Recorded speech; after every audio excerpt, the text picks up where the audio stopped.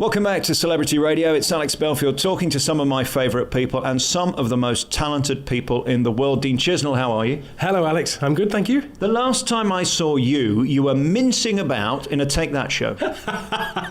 You've got a good memory. Yes, I do a good mince as Gary Barlow. That was a funny old show. I mean, it made it. It did it in the West End, and then there you were on tour. I mean, it was feel good, and the ladies loved it, didn't they? They went nuts for it. They went absolutely nuts. I have to say, I had a blast. It's such a brilliant thing to do. You know, the Take That stuff I grew up with, and I loved it. But I'm glad it's behind me. And now, of course, you are Shrek in Shrek the Musical, which has to be one of the biggest productions on tour right now. It's selling out up and down the country. And unlike so many shows that come in on Tuesday and leave Friday, you're here for weeks on end in every city. We're talking in Birmingham. It must be great to be you, because they could pick anyone.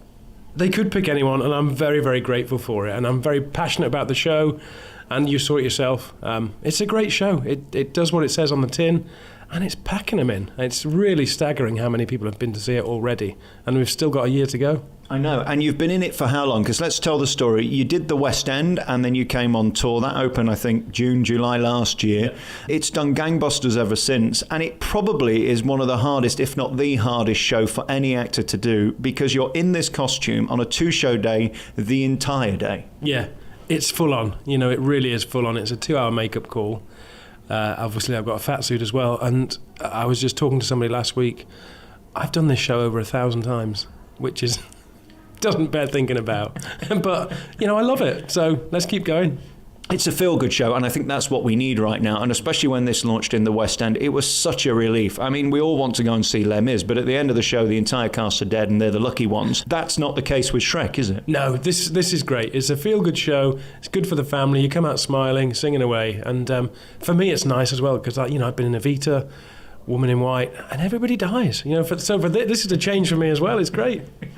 How testing is it of you professionally as an actor? Is it difficult on stage, or is it more difficult getting into the costume, staying in the costume and coping with the heat? Because, I mean, in these theatres, they're not all air-conditioned, and you're literally boiling in that suit, aren't you? Yeah, the preparation is really difficult, I have to say. You know, like I say, it's a 2-hour makeup call. That's before your costume even goes on. So by the time you get to 7 o'clock, you're knackered already, and then obviously you've got to go and do it. So it is, I think the one thing that really shocked me to begin with, and never gets any easier to deal with, is the heat. The heat is unbelievable, and we're coming up to summer, and I've got to say I'm slightly dreading it. When you put that mask on and you sit and look in this mirror that we're sat opposite now, what goes through your head? It must be a bit strange, because it's no longer you, is it?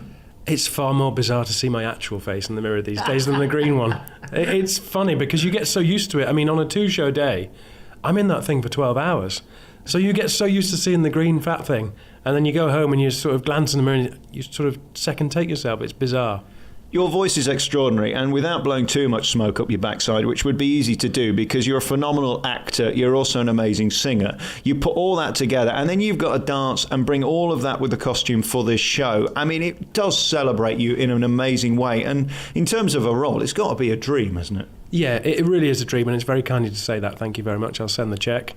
It is a dream. You know, people ask me all the time on interviews similar to this, what is the dream role? And I'm living it right now. You know, it is a staggering role to play.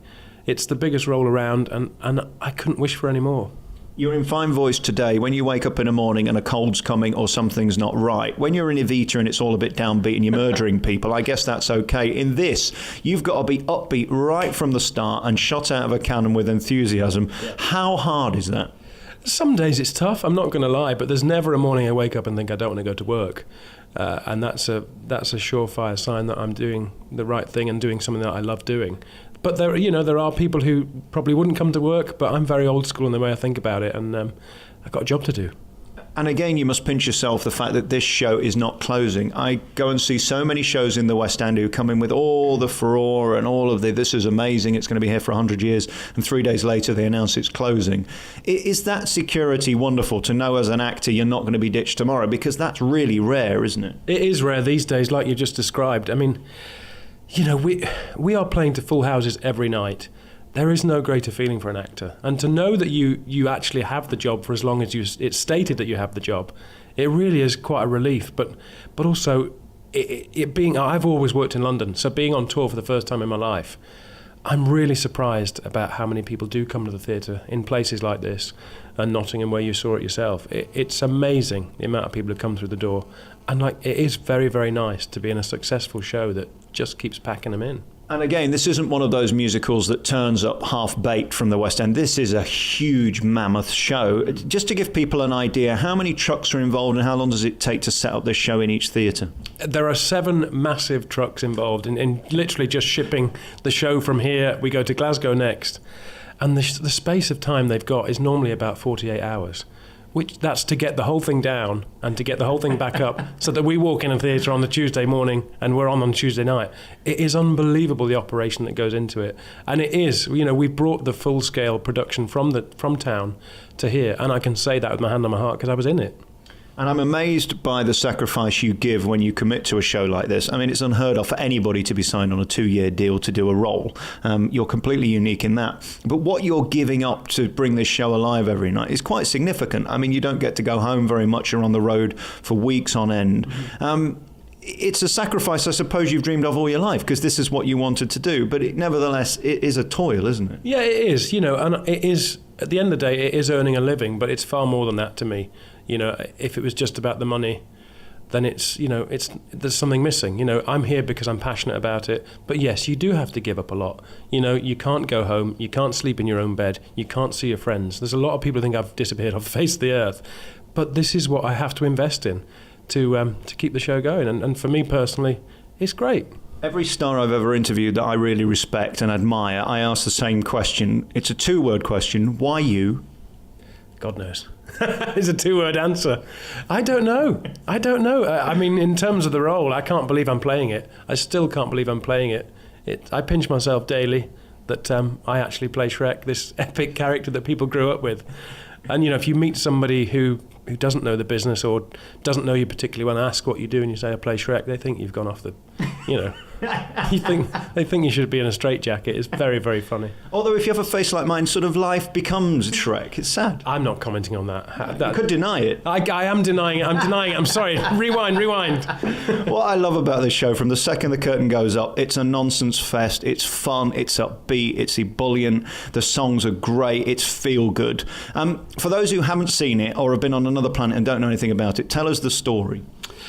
It's basically a love story. It is man falls for woman, they fall in love and hopefully live happily ever after. It is that, but it's got far more to it than that. And I think the great thing about this show is the message that it gives across in this day and age. It's a very image-obsessed world and all the rest of it. So we're portraying and telling people that it is okay to be different.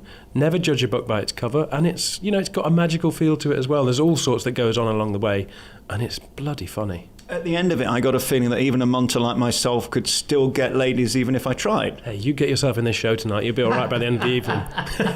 And you're right about the jokes. I mean, it's so cleverly written, and what I love is there's gags that are underplayed, there's gags that are overplayed, there's gags that are aimed at the kids, that the adults get. I mean, you could come back and see this probably 4 times and laugh at 4 different things because it's fast. It doesn't hang around, does it? Yeah, we had a couple of people in a venue where we only did a fortnight, and they saw it 4 times.